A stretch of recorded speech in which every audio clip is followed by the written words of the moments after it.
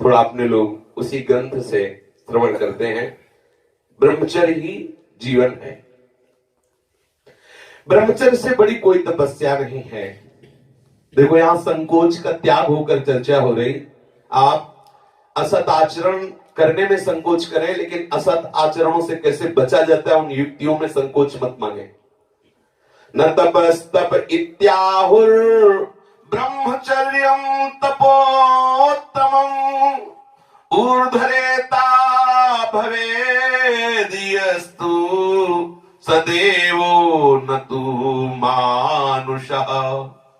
भगवान कैलाशपति महादेव जी कहते हैं, ब्रह्मचर्य अर्थात वीर्य धारण करना महान उत्कृष्ट तप है, भगवत प्रसन्नता का प्रधान हेतु है। इससे बढ़कर कोई तपश्चर्या तीनों लोकों में प्रसिद्ध नहीं है। जो ऊर्ध्वरेता अखंड ब्रह्मचारी है वो पुरुष नहीं, वो साक्षात भगवत स्वरूप महादेव है। ब्रह्मचर्य की अपार महिमा है, परंतु आज हमारे नीच वातावरण में ब्रह्मचर्य को धूल धूसरित किया जा रहा है। ये महापुरुषों के वचन है, बिल्कुल अक्षरशः सत्य है। एकांत में चिंतन मनन करने के बाद आपकी श्रवणेंद्रिय तक पहुंच रही है बात। आज की नीचता, आज का मनोरंजन ब्रह्मचर्य को धूल धूसरित कर रहा है, ब्रह्मचर्य का नाश कर रहा है। कोई समझ ही नहीं रहा कि कितनी बड़ी हम भयानक गलती कर रहे हैं। ये वीर शक्ति हमारे प्रभु की अद्भुत कृपा है। अगर इस पर हम दृष्टि डालें तो आप जिस मार्ग में चलना चाहेंगे उस मार्ग में आपको बहुत बड़ा बल, बहुत बड़ा संबल, बहुत बड़ी सामर्थ्य मिलेगी ब्रह्मचर्य से। ये भगवान की कृपा शक्ति है। जो इसका पतन करते हैं निसंदेह वो किसी योग्य नहीं रह जाते। ब्रह्मचर्य का ह्रास जीवन का नाश अर्थात मृत्यु, संपूर्णतया सत्यनाश, सर्वनाश, मृत्यु, ब्रह्मचर्य नाश, सुख का नाश, आरोग्य का नाश, तेज का नाश, विद्या का नाश, बल का नाश, सामर्थ्य का नाश, स्वातंत्र का नाश, धर्म का नाश, भजन का नाश ब्रह्मचर्य के नाश पर है। यदि आपने ब्रह्मचर्य नष्ट कर दिया तो आप किसी काम के नहीं रह गए। आधार स्तंभ टूट गया तो चाहे जितना सुंदर भवन हो वो नष्ट हो ही जाता है। धर्मनाश होने से संपूर्णतया नाश माना जाता है। जिसका ब्रह्मचर्य नाश है वो कभी भी धर्म से युक्त नहीं रह सकता। हमारे स्वास्थ्य की संपूर्णतया वृत्तियों को बिगाड़ देने वाली ये चेष्टा है। मरणम बिंदु पातेन जीवनम बिंदु धारणात्।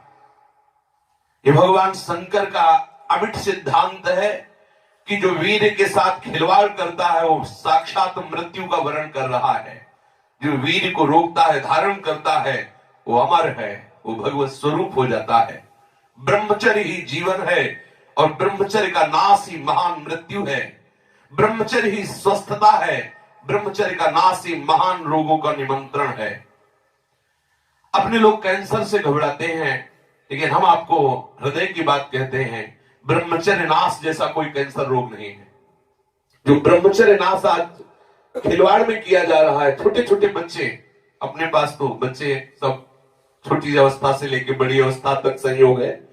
आप लोगों को ध्यान होगा शाम के एकांतिक जब प्रश्न उत्तर होते थे तो यहीं खड़े होकर एक 70-75 वर्ष के साधु ने कहा था कि मैं बहुत परेशान हूं, जीवन हो गया, मैं हस्त मैथुन करते हुए बहुत परेशान हूं, आज भी मैं निपट नहीं पा रहा, आज कृपा करो। यही गेट पे खड़े होकर के उन्होंने बोला था। शर्म की बात नहीं है, सुलझने की बात। आप जो आज गलती कर रहे हैं वो आपको जीवन में बख्शने वाली नहीं, किसी काम के नहीं रह जाओगे।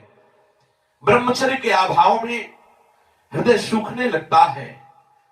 भगवत प्राप्ति की क्या, संसार की उन्नति की भी भावना नहीं रह जाती।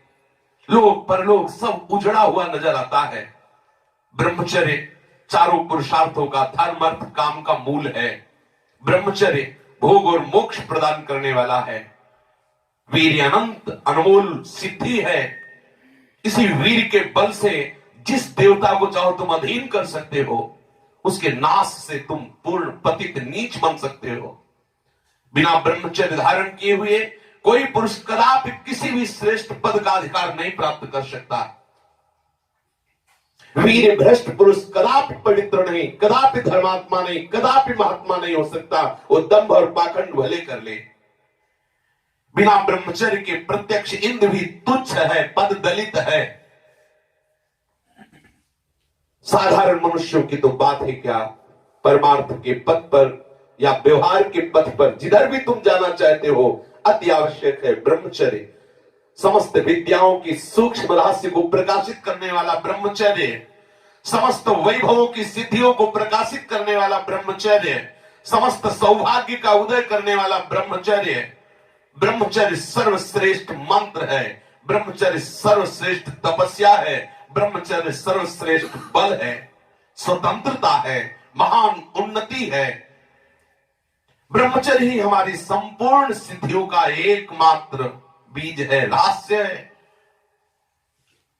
जो साधक या जो गृहस्थ 20 वर्ष अगर गृहस्थ में जाना है तो 20 वर्ष तक किसी भी स्थिति में ब्रह्मचर्य नष्ट नहीं होना चाहिए।